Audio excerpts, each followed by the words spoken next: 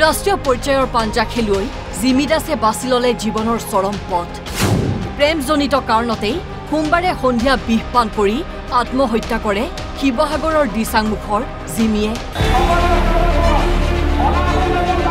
এবছৰ পূৰ্বে এগৰাকী জিমিক অনা অসমীয়াই প্ৰহাৰ কৰাৰ বাবেই কঁপি উঠিছিল শিৱসাগৰ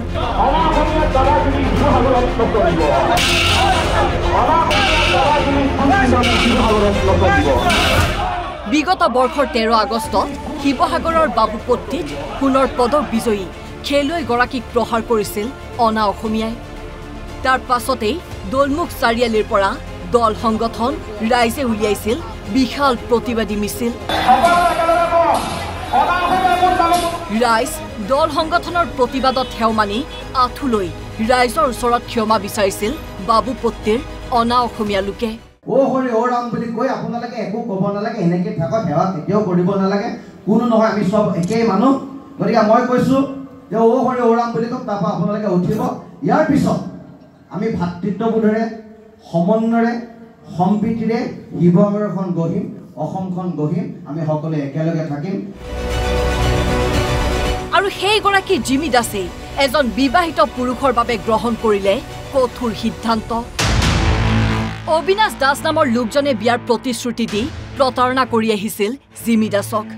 সন্ধিয়া ফুৰিবলৈ ওলাই যোৱাৰ পাছতেই বিষ পান কৰাৰ বাবে পথতেই ঢলি পৰিছিল জিমি দাস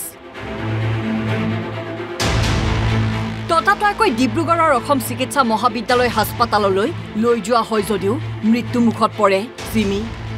অবিনাশৰ বাবে মৃত্যুৰ পথ বাছি লোৱা বুলি মাকক জনাইছিল জিমিয়ে জিমি দাস মোৰ ভতিজা ছোৱালী আৰু তাই ঘৰৰ পৰা ফুৰিবলৈ যায়েই সেইটো সময়ত কিন্তু যে ল'ৰাৰ লগত কি ল'ৰাই যে তাই কি টেনশ্যন দিছে সেইটো আমি নাজানো কিন্তু কালি তাই ঢাঁচকে ৰাস্তাতে পৰিলে 4:30মান বাজিলে ছোৱালীজনীয়ে কৈছে যে মই মায়ে ল'ৰাটোৰ কাৰণে মই মৰিছোঁ কাৰণ সি মোক নিনিয়াৰ কাৰণে মই আজি তাৰ কাৰণে মৰিলো আৰু 3টা নাম্বাৰ আছে এখন বগা কাগজ এটা ৰঙা কলমে লিখি থৈ গৈছে জিমি দাসৰটো ভাল খেলুৱৈ এজনী ছোৱালী ভালকৈ খেলিছিলে আৰু এজন বিবাহিতা ল'ৰাই তেখেতে কি প্ৰেমত পৰাই ছোৱালীজনীক বিচাৰি কৰিলে কালি ছোৱালীজনীয়ে নিজেই স্বৰ্গীয়ান এটা সি বিয়া নপতাৰ কাৰণে ছোৱালীজনী নিজে মৃত্যুমুখত পৰিছে আৰু পৰা মেডিকেল জয়সাগৰত ভৰ্তি কৰা অৱস্থাত তেখেতে ডিব্ৰুগড় মেডিকেলত তেখেতৰ এতিয়া পেচেণ্ট তাতে আছে আৰু ইয়াৰ বিচাৰ সুবিচাৰ তুৰন্তে হ'ব লাগিব প্ৰতিনিধি কোনো বিচাৰ ভাল ধৰণে কৰিবলৈ কিশোৰী খেলুৱৈগৰাকীৰ মৃত্যুৰ পাছতেই জিমিৰ দিচাংমুখ ৰংচাইৰ বাসগৃহত বিৰাজ কৰিছে এক শোকাকুল পৰিৱেশে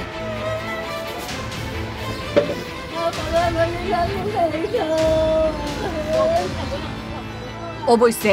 অভিযুক্ত অবিনাশক আটক কৰিছে শিৱসাগৰ আৰক্ষীয়ে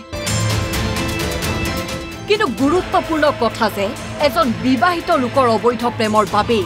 অকালতে শেষ হৈ গ'ল এটা সুউজ্জ্বল প্ৰতিভা শিৱসাগৰৰ পৰা ইৰ্ষাদুল্লাহ NB নিউজ